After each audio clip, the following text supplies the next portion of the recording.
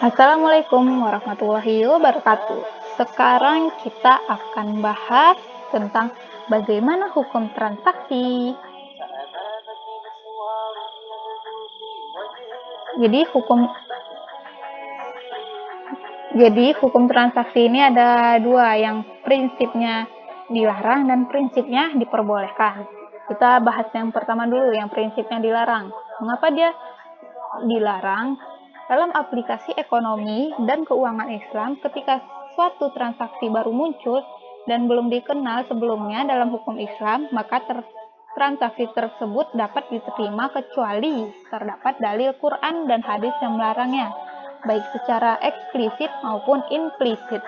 Penyebab dilarangnya apa ya? Jadi, penyebab dilarangnya sebuah transaksi adalah karena faktor ini. Yang pertama, haram zatnya. Mengapa haram zatnya?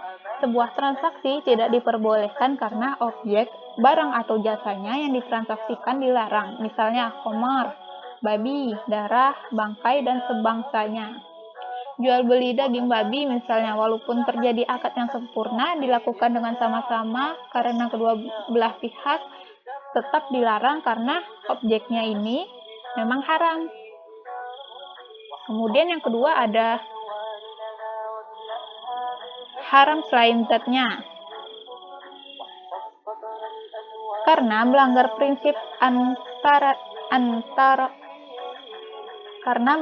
prinsip antarodin minkum. Hal ini bisa terjadi karena melanggar prinsip kerelaan kedua pihak. Setiap transaksi dalam Islam harus didasarkan pada prinsip kerelaan antara kedua pihak, yaitu sama-sama ridho antara dua belah pihak. Mereka harus mempunyai informasi yang sama, sehingga tidak ada pihak yang merasa dicurangi atau ditipu karena ada sesuatu yang unknown to one party atau terjadinya asymmetric information, karena melanggar prinsip la tazlimuna wa la tuzlamun. Sebuah transaksi juga harus tidak menzolimi atau merugikan salah satu pihak, sekaligus tidak dizolimi atau dirugikan. Kemudian yang ketiga faktornya ialah tidak sah atau tidak lengkapnya akad. Suatu transaksi dikatakan tidak sah akadnya apabila terjadi salah satu atau lebih faktor-faktor. Yang pertama ada tidak terpenuhi rukun atau syaratnya. Kemudian terjadi ta'alluq dan terjadi two in one. Nah, sekarang prinsip yang boleh bertransaksi. Transaksi yang boleh bertransaksi, gimana tuh?